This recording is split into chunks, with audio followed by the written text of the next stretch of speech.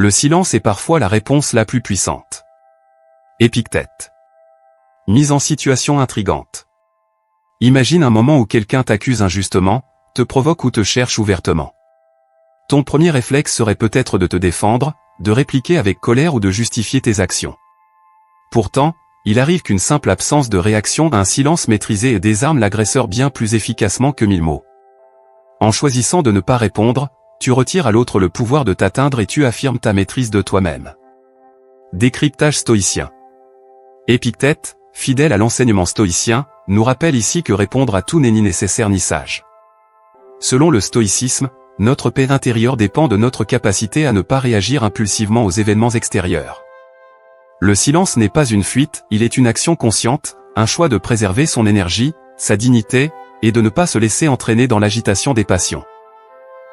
Parfois, répondre serait nourrir le conflit, alors que le silence, lui, est une réponse forte, fondée sur la maîtrise de soi et le respect de son propre calme intérieur. Application dans le monde moderne.